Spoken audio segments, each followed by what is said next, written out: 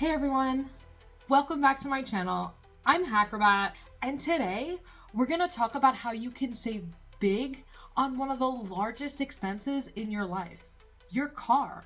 Whether you're buying, maintaining, or just trying to cut down some costs, I've got 10 tips to help keep more money in your pocket. Tip number 10 is my favorite and likely gonna save you the most money. For those of you who don't know me, ciao amici, I'm Hackrobat, an Italian-American aerialist located in New York, here to help you save time and money.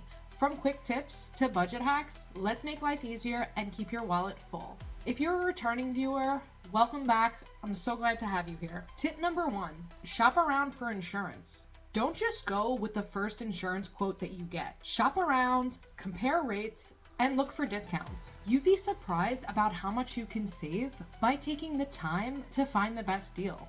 You could use a broker to help you search. However, since they take a cut of your pay, they don't always find the best results. I used the same broker for years. She's been great. However, this past July, she just couldn't find me a quote that was less than $300 more than my insurance cost the previous year.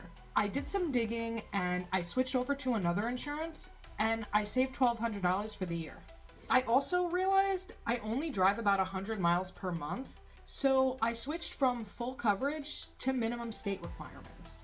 If having less coverage is something that you're interested in and your car is fully paid off and there's no lien on the vehicle, when you ask your insurance company or your broker to get you minimum state requirements, they may come back at you and say, "Oh, you want our minimum package, right?" No, I want minimum state requirements. The minimum package is usually more expensive than minimum state requirements. Companies will do anything for an upsell. Tip 2, regular maintenance to avoid major repairs. Keeping up with regular maintenance like tire rotations, oil changes, and brake checks can prevent bigger, more expensive repairs down the line. Think of it as an investment in your car's future. You're gonna need all these things eventually anyway. And oil changes are pretty easy to do yourself. You can also use synthetic oil that lasts up to 10,000 miles. I'll do the oil change once a year myself when there's nice weather, and I don't have to think about it the rest of the year.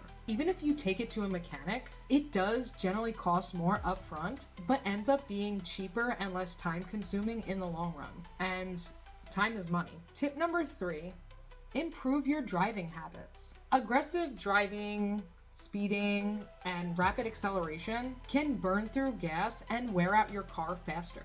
By driving more smoothly and obeying speed limits, you'll save on fuel and extend your car's life. A speeding ticket can cost $45 to $600 in New York. There are some states where a speeding ticket can cost $2,500. And if you don't pay your tickets within a specific time frame, they could cost even more. However, I do say this, but remind you to always be safe. Sometimes you need to speed up or stop short in order to avoid a car crash. Just always keep safety in mind is all. Tip 4, refinance your car loan. If you're stuck with a high interest rate on your car loan, consider refinancing. A lower rate can reduce your monthly payments and save you a ton over the life of a loan. I've never done this, but heard great things about lowering your interest. If you can pay off your car completely, that's probably the best thing you can do because you'll avoid interest altogether. Before I started simultaneously attacking every single one of my bills and getting super low rates on each area, which I will continue to share with you, I realized I was paying $65 a month in interest on my car.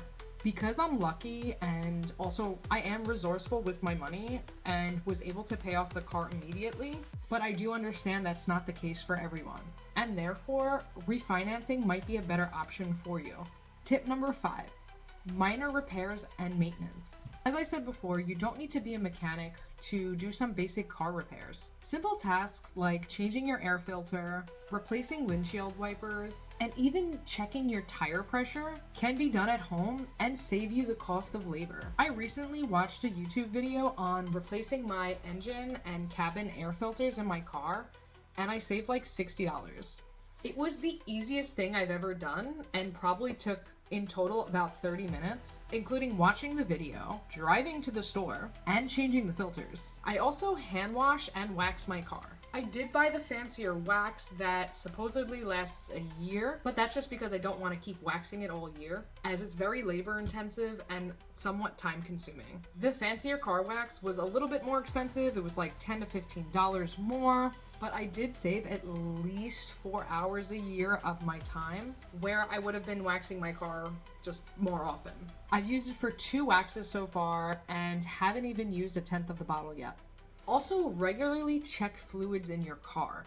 Windshield wiper fluid, antifreeze, engine oil.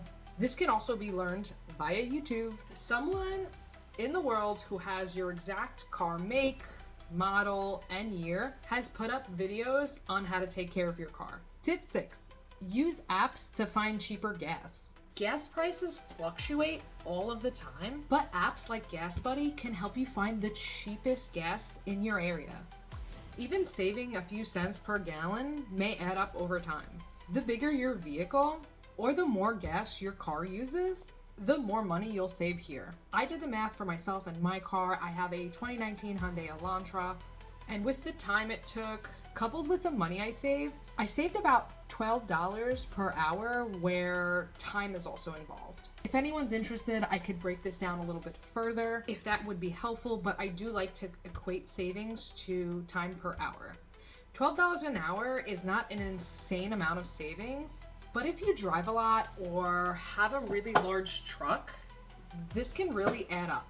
Tip 7. Avoid extended warranties and add-ons. Dealerships often push extended warranties and add-ons that can help drive up the cost of your car. Carefully consider if you really need them before adding them to your purchase. Every company wants an upsell from you and me. In my opinion, extended warranties are almost never worth it. Tip number 8. Sell, buy, or trading your car at the right time. Timing is key when selling or trading your car. Research the best time of year to sell your specific make and model and year of your car, and keep your car in good condition to maximize its value. This is where maintaining it would be helpful. I did a quick Google search and found that the best time to sell your car is from March through May, and that the end of the year is the best time to purchase new cars. But please do your own due diligence when buying or selling a car. Tip number 9. Carpool, use public transportation, or walk. Consider carpooling with friends or coworkers, or even using public transportation when possible. Not only will this help you save money on gas, but it will also reduce the wear and tear on your car. You could also use an e-bike, a scooter, or a regular bike or a scooter, a skateboard. Sometimes I rollerblade to stores that are around 2 to 5 miles away. Not now though, it's way too cold in New York to do that now. If something is less than a mile away from me, I usually walk because I like to walk anyway. Tip number 10, buy a used car instead of a new one. One of the best ways to save money is to buy a car used. New cars lose a ton of value as soon as you drive them off the lot. But a used car lets someone else take that hit. A new car typically loses the most value in the first year, dropping about 20% of its original price, and then continues to depreciate slightly over the next few years, with the average car losing roughly 10 to 15% of its value each year.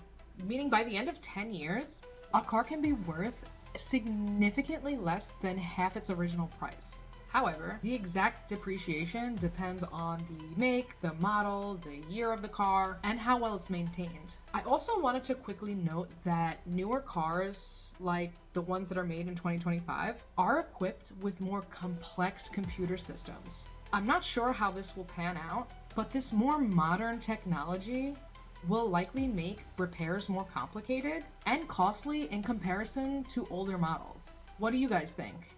Do you think the new cars will be more expensive and harder to maintain, or easier when compared to models from before?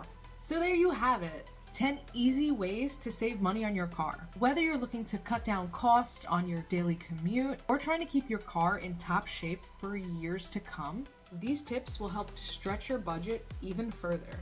If you found this video helpful, make sure to hit that like button, subscribe to my channel, and click the bell icon so you don't miss out on any of my future money saving tips. And don't forget to check out my next video on the things I refuse to buy in 2025. I think it'll inspire you to save as well.